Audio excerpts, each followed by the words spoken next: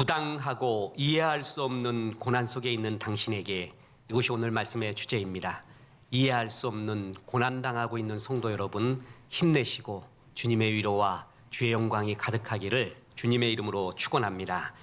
어느 아버지가 있었습니다.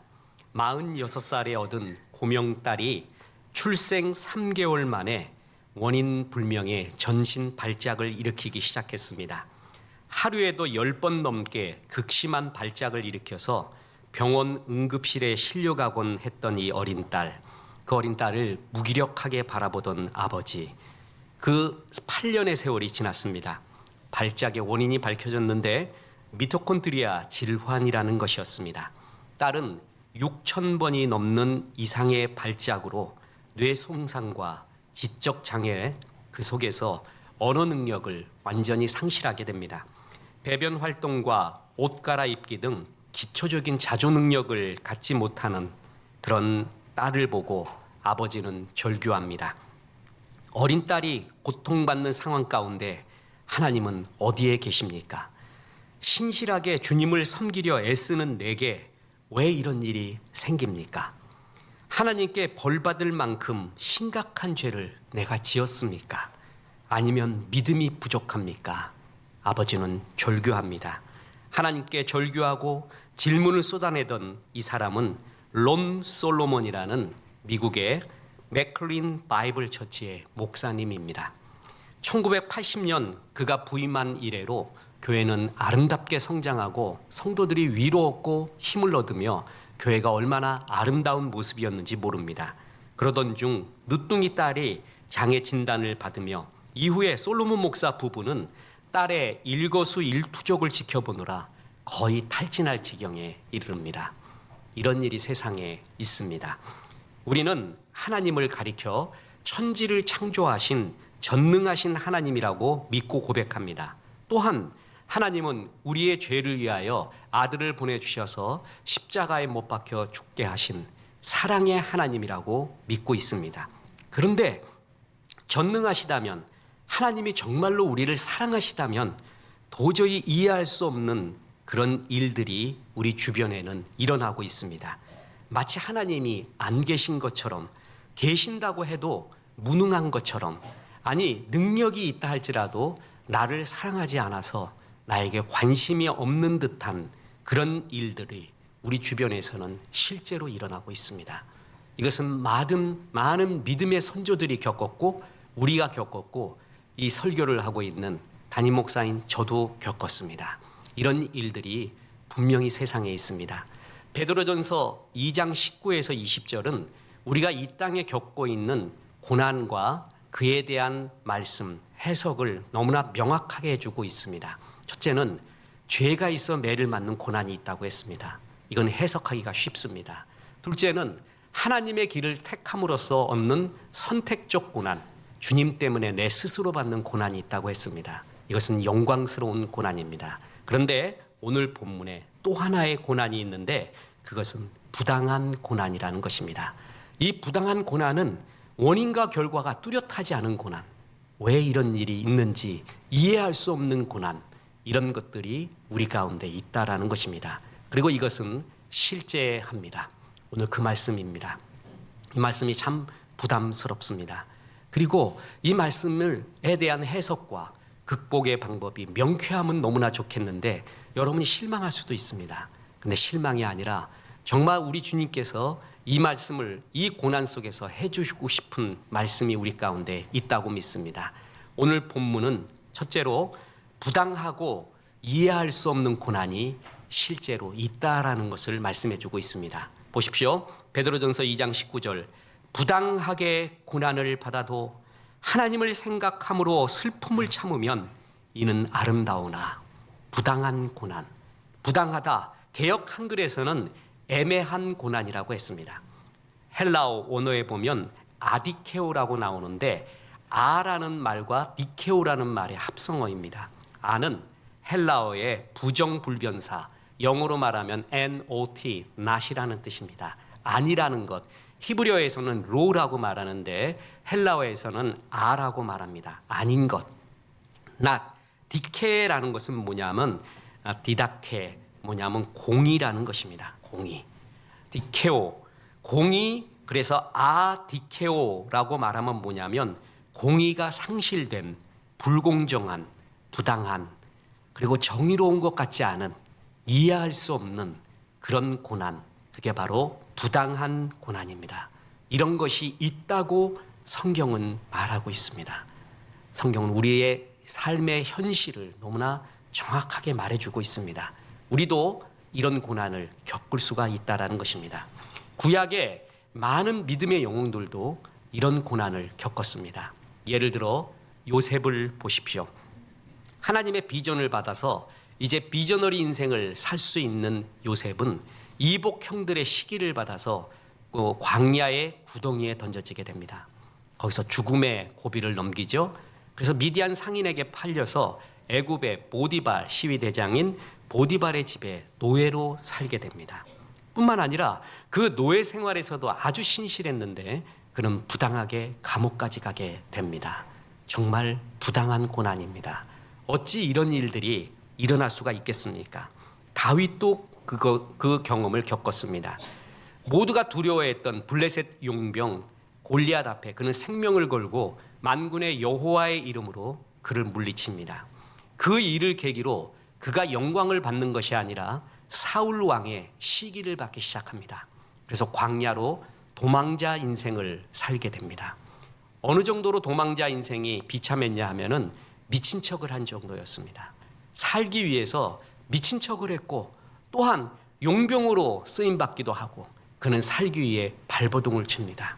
이런 현장에서 하나님이 짠 하고 나타나서 얘야 다시 일으켜주마 금방 말씀했으면 얼마나 좋겠습니까? 그가 미친 척을 할 때도 하나님은 가만히 있었습니다. 그래서 다윗은 그의 시편에서 절규합니다. 여호와여 어느 때까지니이까 나를 영원히 잊으시나이까 주의 얼굴을 나에게서 어느 때까지 숨기겠습니까? 이런 고백들은 그가 광야에서 부당한 고난을 겪을 때 수없이 하나님 앞에 절규했던 시입니다. 욥은 더합니다. 의인 욥. 욥은 하나님이 의롭다라고 표현한, 의인이라고까지 표현한 정말 의로운 사람이었습니다. 너무 철저해서 문제입니다. 자기의 자녀들이 생일 파티를 할 때 혹 너무나 들뜬 마음으로 말 실수나 하고 행동에 실수를 할까봐 파티 전후에 속죄제를 드릴 정도, 그 정도로 하나님 앞에 아름답게 살기를 원했던 것이 욥의 모습이었습니다. 욥은 비참하게 무너집니다. 가족도 잃고 자기의 몸도 비참하게 처지게 됩니다. 이때 욥이 비참하게 주 앞에 절규하는 것이 욥기 7장 15절 보십시오. 이러므로 내 마음이 뼈를 깎는 고통을 겪느니 차라리 숨이 막히는 것과 죽는 것을 택하리이다. 내가 생명을 싫어하고 영원히 살기를 원하지 아니하노니 나를 놓으소서 내 날은 헛것이니이다. 참 이런 고백, 이건 정말 눈물의 고백 아닙니까? 우리가 욥기 하면은요 다 읽지를 않고요 앞부분과 끝부분만 읽습니다. 앞에 욥이 범죄하나 입으로 범죄하지 않아, 욥이 고난당하나 입으로 범죄하지 않았다. 또 주신 것도 여호와시니까 취하신 것도 여호와. 이 앞에 서론 부분이에요. 끝에는 뭐냐 하면은 그 전에는 주님을 귀로 들었사오나 이제는 눈으로 보나이다. 이 두 개를 해서 욥기 다 한다고 이야기합니다. 네, 여러분 욥의 서론과 결론이고요. 서론 2, 3장, 결론 2, 3장은 전부 산문으로 기록되어 있습니다. 그런데 본론은 너무 길어요. 이 본론이 전부 운문, 시로 기록되어 있습니다. 니체가 자라투스트라는 이렇게 말했다라는 글을 쓸 때 그는 전부 시, 운문으로 썼습니다. 그 이유를 이 시는, 이 글은 산문으로 표현할 수가 없대요. 논리적이 아니라는 것이죠. 운문으로서밖에 표현할 길이 없다 할 정도인데 욥기의 정말 많은 부분, 대다수의 부분은 전부 시로 되어 있습니다. 운문으로 되어 있습니다. 제정신으로 말할 수 없었습니다. 그 긴 기간 동안에 욥은 절규합니다. 자기가 입으로 범죄하지 않겠노라라고 이야기했는데 오늘 구절을 한번 보십시오. 입으로 얼마나 많이 범죄했는지 모릅니다. 심지어는 하나님 앞에 대듭니다. 그리고 이럴 수 있냐고 이야기합니다. 부당한 고난, 이 부당한 고난의 하이라이트는 예수님입니다. 죄가 없으신 분, 우리를 위하여 이 땅에 오셨는데, 그래서 사랑하고 낮은 자를 세워주시고 병까지 고쳐주시고 다 했는데 그 사랑하는 사람들의 손에 의해 십자가에 못 박히게 됩니다. 이 부당함 있을 수가 없습니다. 그런데 이것이 실제하고 있다는 것입니다. 세상에서 제일 힘든 게 이해할 수 없는 고난을 당할 때입니다. 그리고 목사님들이 제일 고통스러운 설교, 제일 고통스러울 때가 어느 때냐면 바로 이 이해할 수 없는 고난을 당하고 있는 성도님을 바라볼 때입니다. 그리고 무슨 말을 해줘야 되는데 아무 말을 못하겠습니다. 해줄 수 없는 일, 이런 것들이 실제로 있고 목사님들도 겪고 있다는 것입니다. 그리고 성경은 이런 일이 있다고 분명히 얘기해주고 있습니다. 부당한 고난, 이해할 수 없는, 우리가 보기에는 정의롭지 못한, 공정하지 못한 고난이 우리 가운데 있다, 이것을 말해주고 있습니다. 그러나 여기서 그치지 않습니다. 하나님은 이 고난을 극복하는 방법을 이렇게 말씀합니다. 두 번째 교훈입니다. 하나님을 생각하며 견디라라는 것입니다. 다시 베드로전서 2장 19절 보겠습니다. 부당하게 고난을 받아도 하나님을 생각함으로 슬픔을 참으면 이는 아름다우나. 이런 가운데 하나님을 생각함으로 참고 견뎌라. 그러면 이는 아름다우나. 이 아름다우나 투트가르 카리스라고 헬라어에서 나와 있습니다. 아름답다라는 표현이 은혜라는 말, 카리스라는 말이라는 거예요. 여러 해석이 있습니다. 그 중에 하나가 이겁니다. 잘 하나님 생각하며 참고 견뎌봐라. 그러면 그 가운데도 은혜가 있을 것이다. 그 가운데서도 하나님은 은혜를 주신다. 이 말이 정말 눈물겨운 말입니다. 저는 이렇게 생각해 봤습니다. 이 말씀을 하시면서 하나님도 얼마나 힘드셨을까? 얼마나 힘들게 이 말씀을 하실까? 더 뚜렷한 놀라운 말이 아니라 부당한 고난이 있다. 그리고 그것을 당할 때 나를 생각하며 견뎌라. 참고 견뎌라. 그 중에서도 반드시 은혜가 있을 것이다. 그것이 아름다운 일이다. 이렇게 말해주고 있다는 겁니다. 왜 우리가 하나님을 생각하며 견뎌야 될까요? 그것은 첫째로 우리가 이해하지 못할 하나님의 영역이 있는 거예요. 큰 하나님의 그림, 우리가 그것은 뭔지를 모르겠습니다. 그리고 이것이 고난당할 때는 없으면 더 좋겠습니다. 그런 섭리 같은 거 없으면 좋겠는데 분명히 하나님의 큰 그림이라는 것, 이해하지 못할 영역이 하나님께 있다라는 걸 우리가 인정해 줘야 돼요. 그래야 하나님입니다. 마귀가요, 아담과 하와를 유혹을 할 때 선악과를 먹는 날에는 눈이 밝아져 선과 악을 알게 될 것이다, 이렇게 유혹을 합니다. 눈이 밝아졌다고 착각하는 것, 모든 걸 알아야 된다고 착각하는 것, 그리고 선과 악을 알게 된다는 것. 그때 표현이, 히브리적 표현이 선과 악을 안다라는 것은 하나님의 영역입니다. 이 세상에 뚜렷한 선과 악을 온전히 아는 것은 하나님밖에 없습니다. 우리가 선과 악을 이야기할 때 다 자기중심적으로 말하죠. 이데올로기 중심적으로 말합니다. 마이클 셀던이 정의가 무엇인가라고 말할 때 정의를 정의하기가 제일 어렵다는 거 아니에요. 뭐가 정의냐? 보는 관점에 따라 정의는 다르다는 거예요. 선과 악을 정확하게 말할 수 있는 분은 하나님밖에 없습니다. 그런데 내가 그것을 알고 있다고 착각하게끔 만드는 것, 그 얘기는 뭡니까? 우리가 이 세상 일을, 나에게 일어난 일을 전부 이해해야지만이 된다, 전부 알아야만 된다, 전부 해석해야만 된다. 우리는 어찌 보면 그런 혼란 속에 빠져 있습니다. 근데 분명히 알아야 될 것이 있습니다.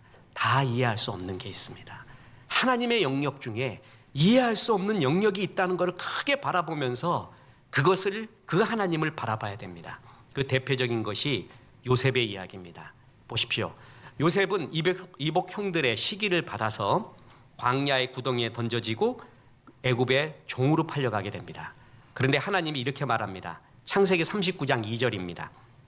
여호와께서 요셉과 함께 하심으로 그가 형통한 자가 되어 그의 주인은 애굽 사람의 집에 있으니. 이해가 안 갔습니다. 아니, 노예로 팔려가고 온갖 수모 속에서 이런 생활을 하고 있는데 이게 형통한 것이라고요? 이해할 수가 없습니다. 더군다나 노예 생활 속에서도 충성을 다하고 신실하게 살았는데 보디발의 아내에게 모함을 받아서 옥에 갇히게 되었습니다. 그런데 옥에 갇히게 된 요셉을 가리켜 하나님이 또 이렇게 말합니다. 창세기 39장 23절 여호와께서 요셉과 함께 하심이라. 여호와께서 그를 범사에 형통하게 하셨더라. 그냥 형통도 아니라 범사의 형통이래요. 더 구렁텅이로 빠져서 이제 죽을 고비에 있는데 범사에 형통하게 했대요. 이게 그때 당시에 요셉의 입장으로서는 이해가 안 갑니다. 그런데 우리는 요셉의 이야기에 대한 전체 스토리, 큰 그림을 이해하고 있잖아요. 알고 있었기 때문에 그때 당시 요셉의 입장에서는 이게 이해가 안 가지만 우리는 이해하고 있습니다. 큰 그림을 본 우리는. 요셉이 만일 아버지가 입혀준 채색 옷을 입고 가나안 땅에 계속 있었다면 애굽의 총리가 되지 못합니다. 이스라엘을 구원하지 못합니다. 아니 가나안 7년 흉년이 들었을 때 거기서 굶어 죽을 수도 있었습니다. 그런데 그가 이러한 고난 속에서 애굽의 총리 대신이 되고 그걸 통해서 가족과 이스라엘 민족을 구원하고 그야말로 하나님 나라의 백성으로서 사는 인큐베이터 역할을 그를 통해서 하게 됩니다. 다시 말합니다. 그때는 이해가 안 갑니다. 너무나 부당한 고난을 당합니다. 그러나 큰 그림 속에서 보면 하나님이 이런 큰 그림에 섭리가 있었구나 하고 그때서 알게 됩니다. 우리가 살아서 모를 수도 있습니다. 천국 가서 알 수도 있습니다. 욥은 고난당할 때 하나님 이유를 가르쳐 주십시오라고 끝내 물어봤습니다. 근데 하나님이 나타났을 때도 욥은 그 이유를 모릅니다. 하나님이 가르쳐 주지 않습니다. 우리는 그 이유를 모르고 죽을 수도 있습니다. 천국 가서 그 이유를 해석할 수도 있습니다. 아니, 그날에는 너희가 아무것도 묻지 아니할 것이요. 전 그 구절이 너무나 좋습니다. 물을 필요도 없는 곳, 천국. 거기 가보니까 모를 필요도 없는 모든 것이 이해가 되는 하늘나라. 그것이 우리에게 있다라는 겁니다. 보십시오. 바둑의 하수는요, 고수들의 세계를 모릅니다. 한 10급쯤 되는 사람이 세계 대전이 이렇게 벌어지고 있는 한 구단끼리의 모임에서 바둑 두고 있는 건 이해가 안 갑니다. 하수는 특징이 뭐냐 하면은 아다리 쳐서 따먹을 때가 제일 좋습니다. 눈앞에 아다리 그 단어도 얼마나 좋은지 몰라요. 그래서 하나 싹 빼올 때, 2개 빼올 때 그게 단주랍니다. 그래서 고수들이 드는 것을 이해하지 못합니다. 한 고수가 10개 정도, 10수 정도 들어야 그때 왜 거기를 뒀는지 이해가 되게 됩니다. 인생이 이와 같습니다. 우리는 다 알지 못합니다. 우리는 한 10급쯤 되는 바둑 사람들입니다. 하나님은 9단이 넘습니다. 하나님이 두시는, 하나님이 내 인생의 바둑돌을 인도하시는 것을 그때 당시에는 이해할 수 없습니다. 그래서 하나님을 생각함으로, 하나님의 크신 것을 생각함으로 지금 참을 수가 있다는 것입니다. 지금은 이해할 수 없지만 하나님의 큰 그림이 있겠다. 그래서 이것을 생각하며 참을 수가 있다. 이 말을 하고 있다는 것입니다. 그리고 또 하나가 있습니다. 하나님은 우리의 고통의 자리에 함께하고 있기 때문에 하나님을 생각함으로 참고 견뎌갈 수 있다는 것입니다. 보십시오. 이게 중요합니다. 마태복음 27장 46절에 제9시쯤에 예수께서 소리질러 이르시되 엘리 엘리 라마 사박다니 하시니 이는 곧 나의 하나님 나의 하나님 어찌하여 나를 버리셨나이까 하는 뜻이라. 예수님의 죽으시는 그 모습. 여기서 예수님은 하나님을 아버지라고 부르지 않고 하나님이라고 부릅니다. 이제껏 하나님을 아버지라 부르며 한 번도 아버지와 아들과의 관계가 끊이지 않는 이 하나님과의 아름다운 교제 속에서 힘과 용기를 얻고 살아오신 예수님이 결정적인 십자가에서 죽는 순간 아버지라고 부르지 못하고 하나님이라고 부르고 있습니다. 그때는 아버지와 아들과의 관계가 아니라 하나님과 죄인과의 관계가 되어서 정죄를 받는, 하나님과 단절되는 아픔을 겪게 되는 것입니다. 이것은 인간, 어떤 고난을 당한 인간도 겪을 수 없었던 최고의 고난, 하나님과 단절되는, 그것을 느끼는, 그래서 지옥을 가는 최고의 고난까지 예수님이 겪게 됩니다. 그런데 보십시오. 아들이 그렇게 울부짖고 있어요. 십자가에서. 죄인으로 정죄해야 돼요. 그것을 바라보는 아버지는 어땠을까요? 내 자식 놈이 십자가에서 그렇게 죽는다고 하면, 고통당하고 있고 병환 들어서 아프고 있다면 우리 모든 부모님들은 공통적으로 말할 겁니다. 하나님, 내가 아프기 원합니다. 내가 차라리 저거 겪기를 원합니다. 정말 그러지 않을까요? 정말 그럴 거예요. 저는 99, 아니 거의 100% 우리의 부모님들은 그 얘기할 거라고 믿습니다. 십자가에 달린 예수님은 예수님이 아니라 하나님 그 자체였습니다. 십자가에는 하나님이 못 박히셨습니다. 이것을 경험했던, 그래서 이것의 의미를 알았던 깊은 신학자 한 사람이 있었습니다.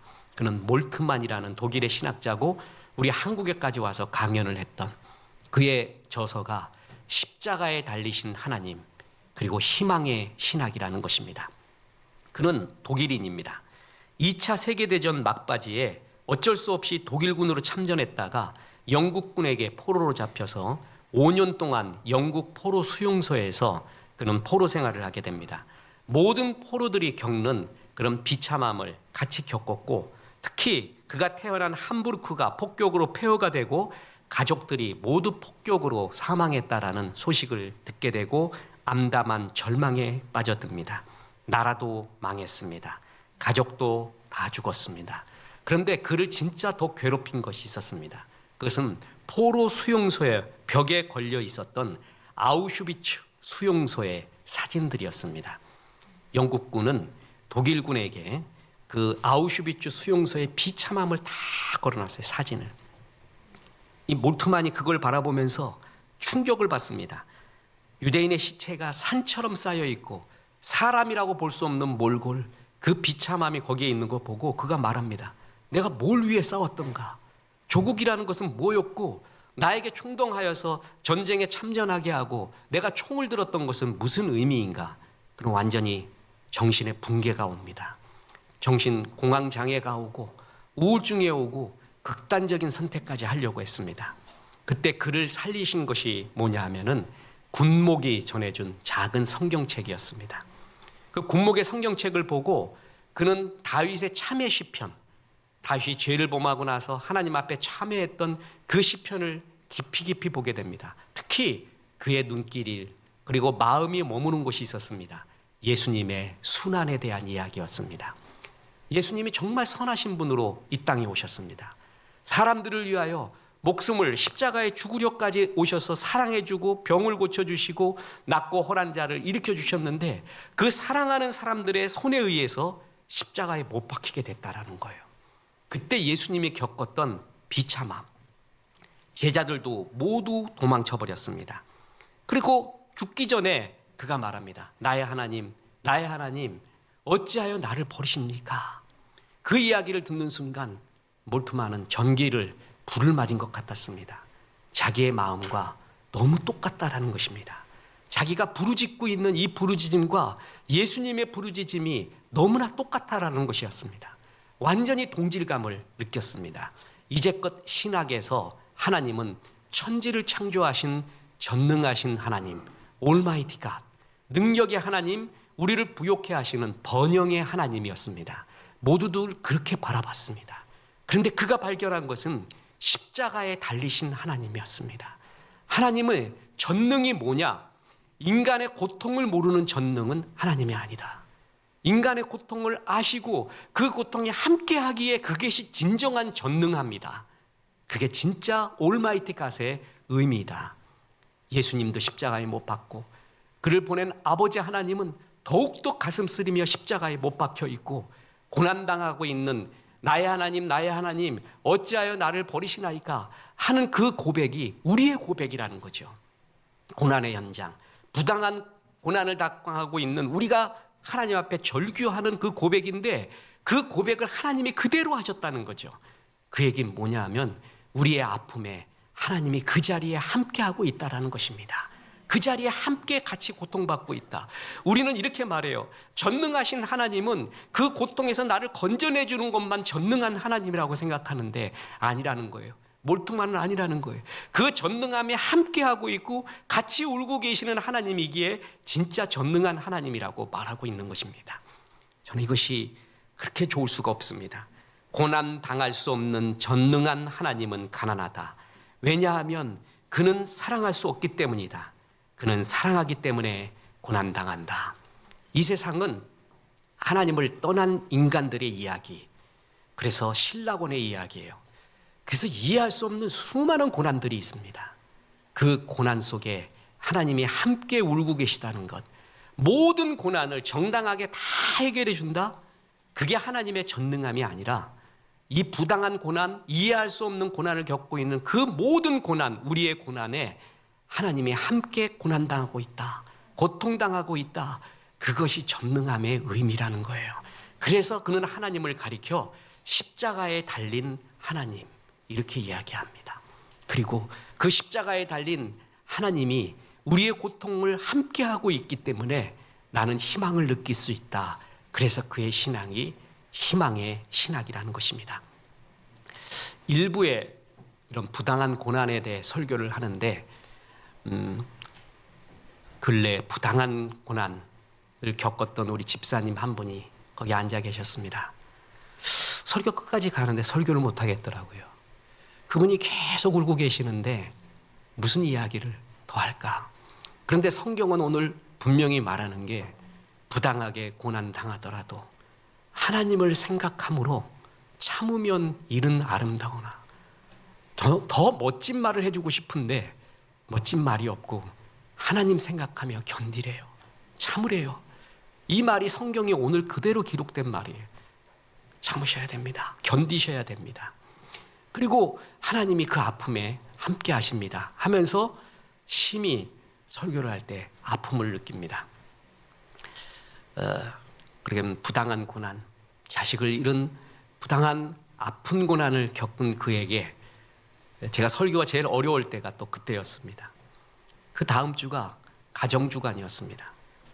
그래서 가정에 웃음이 있고 희망이 있기를 기원합니다 라는 설교를 해야 되는데 그분 앞에서 어떻게 그런 설교를 할 수가 있겠습니까? 어떻게 그런 말을 할 수가 있겠습니까? 다른 사람 다 아멘 하더라도 그분은 어떻게 느낄까요? 오늘 보세요. 수요일 날 수요 예배 정말 은혜를 받아서 내 자녀를 이렇게 축복하라.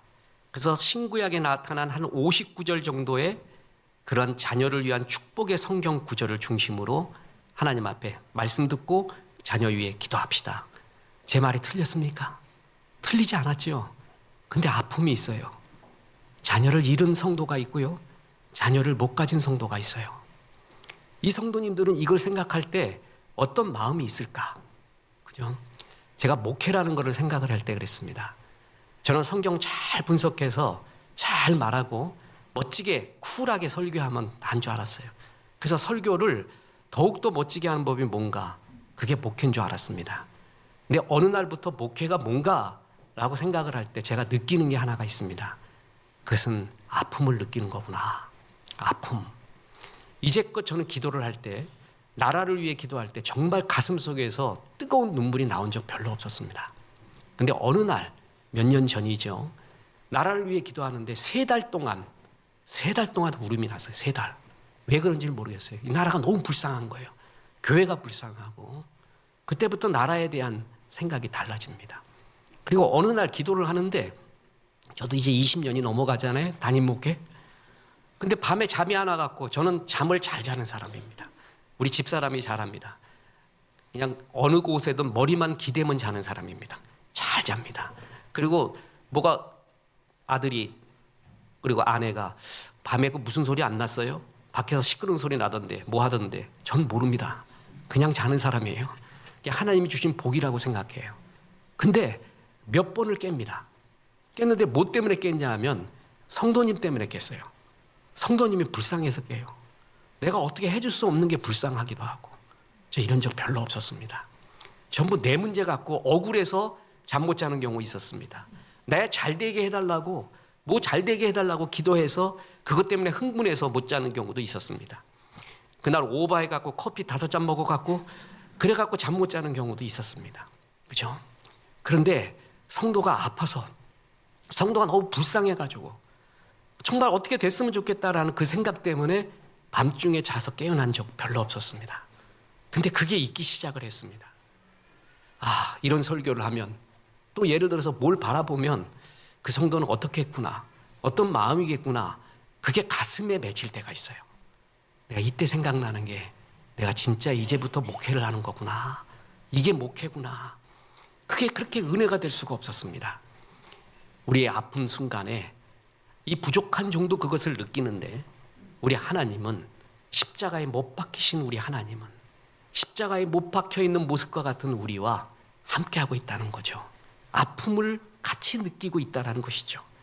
그러면서 다시 말합니다. 저는 전능함이, 그리고 올마이티 갓, 능력 많으신 하나님이 내 이 위기를 건져내 주시는 하나님만 생각을 합니다. 근데 어떤데 왜 안 건져내는지는 모르겠습니다. 그거는 모르겠습니다.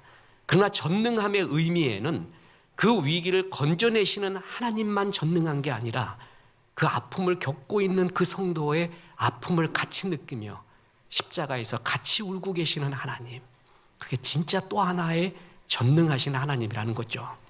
그 하나님이 옆에 있다라는 거, 그게 그렇게 좋을 수가 없습니다. 저는 고난 겪을 때 욥기 보고 그렇게 울었습니다. 욥기 보고, 욥아, 더 욕해라 하나님. 네 말이 내 말이다. 네 마음이 내 마음이다. 더 해봐라, 더 해봐라. 막 하면서 욥의 고백이 꼭 나의 고백 같았어요. 하나님은 그 고백을 다 듣고 계십니다. 그리고 들어주십니다. 그리고 마찬가지로, 야, 그렇게 말하는 너의 아픔이 나의 아픔이고 나도 똑같이 아프고 있다 라는 그 예수님의 십자가에 대한 이야기. 아까 말씀드렸던 론 솔로몬 목사님, 딸의 장애라는 그 지친 마음, 십자가의 아픈 마음 속에서 그는 더욱더 겸손함과 영적, 정서적 평정심을 얻었으며 십자가에 달리신 하나님이 자기 곁에 있는 것을 알게 되었대요.